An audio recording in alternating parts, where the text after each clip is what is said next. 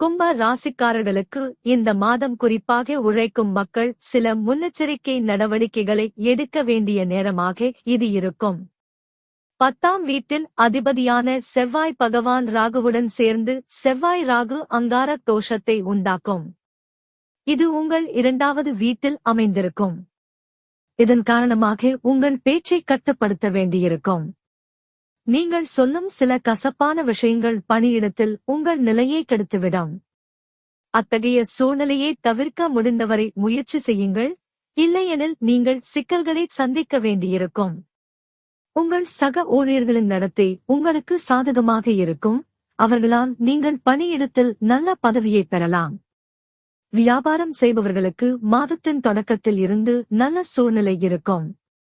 உங்கள் ராசிக்கு அதிபதியான சனி பகவான் தனது சொந்த ராசியில் முதல் வீட்டில் அமர்ந்து 7ஆம் வீடு, 3ஆம் வீடு, 10ஆம் வீடுகளில் முழு பார்வை பெறுவார். அதன் காரணமாக வியாபாரத் துறையில் சில புதிய ஆதாரங்கள் உருவாகும். அஞ்சல் மூலம் சில புதிய நபர்களை சந்திப்பீர்கள். உங்கள் வியாபாரத்தில் முன்னேற்றம் இருக்கும். வெளிநாட்டு ஊடகங்கள் மூலமாகவும் வியாபாரத்தில் முன்னேற்றம் ஏற்படும். உங்கள் முயற்சி உங்கள் படிப்பிற்கு போதுமான நேரத்தை வழங்குவதாக இருக்கும், ஆனால் உங்களைச் சுற்றியுள்ள சூழ்நிலைகள் உங்கள் கவனத்தை திசை திருப்பும் வகையில் இருக்கும். இதனால் உங்கள் கல்வியில் சில தடைகளை சந்திக்க நேரிடலாம். மாதத் தொடக்கத்தில் 2ஆம் வீட்டில் ராகு, செவ்வாய், புதன் சேர்க்கை இருப்பதால் குடும்ப உறுப்பினர்களுடன் வாக்குவாதங்கள் வரலாம். உங்கள் பேச்சில் கசப்பு இருக்கலாம், இது உங்கள் நட்பை கெடுப்பதில் முக்கிய பங்கு வகிக்கும். எனவே உங்கள் பேச்சை கட்டுப்படுத்துவது மற்றும் யாரிடமும் கசப்பான அல்லது கெட்ட வார்த்தைகளை பேசுவதை தவிர்க்கவும், அப்போதுதான் உங்கள் உறவுகளை மேம்படுத்துவதில் நீங்கள் வெற்றி பெற முடியும். 5ஆம் வீட்டின் அதிபதியான புதன் 2ஆம் வீட்டில் ராகு மற்றும் செவ்வாயுடன் இருப்பதால் உங்களுக்கும் உங்கள் அன்புக்குரியவருக்கும் இடையிலான உறவில் ஏற்ற தாழ்வுகள் இருக்கும். உங்கள் அன்புக்குரியவர் சில கசப்பான விஷயங்களைச் சொல்லலாம், அதனால் உங்கள் மனம் கலக்கமடையலாம். அவர்களை நேசிப்பதன் மூலம் நீங்கள் சரியானதைச் செய்தீர்களா என்று நீங்கள் ஆச்சரியப்படுவீர்கள். இது நிலைமையை மோசமாக்கலாம், எனவே வாக்குவாதங்களில் இருந்து விலகியிருங்கள். திருமணமானவர்களைப் பற்றி நாம் பேசினால், சனி பகவானின் தாக்கம் மாதம் முழுவதும் 7வது வீட்டில் இருக்கும். இதன் காரணமாக நீங்கள் உங்கள் உறவில் நேர்மையாக இருப்பீர்கள்.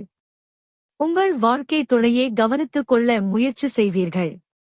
7ஆம் வீட்டின் அதிபதியான சூரிய பகவான் 3ஆம் வீட்டில் உச்சஸ்தானத்தில் இருப்பார். இந்த நிலை கணவன் மனைவிக்கு இடையே கருத்தியல் வேறுபாடுகள் மற்றும் ஈகோ மோதலுக்கு வழிவகுக்கும்.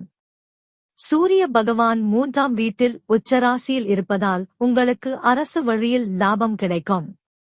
உங்கள் தைரியமும் துணிச்சலும் உயர்ந்த நிலையில் இருப்பதால் வியாபாரத்தில் நல்ல ரிஸ்க் எடுத்து நல்ல பண லாபத்தை பெறலாம். உங்கள் 2ஆம் மற்றும் 11ஆம் வீட்டிற்கு அதிபதியான குரு பகவான் உங்கள் 8ஆம் வீடு, 10ஆம் வீடு மற்றும் 12ஆம் வீட்டை முழு பார்வையுடன் பார்ப்பதால் உங்களுக்கு சில நல்ல பலன்கள் கிடைக்கும். ராசி அதிபதி சொந்த ராசியில் தங்கி உங்கள் ஆரோக்கியத்தை பலப்படுத்துவார், ஆனால் 2வது வீட்டில் செவ்வாய் புதனுடன் ராகு அமைந்திருப்பதால் உடல்நல பிரச்சினைகள் உங்களை நெருங்காது. கண்கள் மற்றும் பற்களில் பிரச்சினைகள் இருக்கும், நீங்கள் வலி அல்லது முடி தொடர்பான சில பிரச்சினைகளை சந்திக்க நேரிடலாம். பரிகாரம்: உங்கள் மீது நம்பிக்கை வையுங்கள், யாருக்கும் பொய்யான வாக்குறுதிகளை அளிக்காதீர்கள்.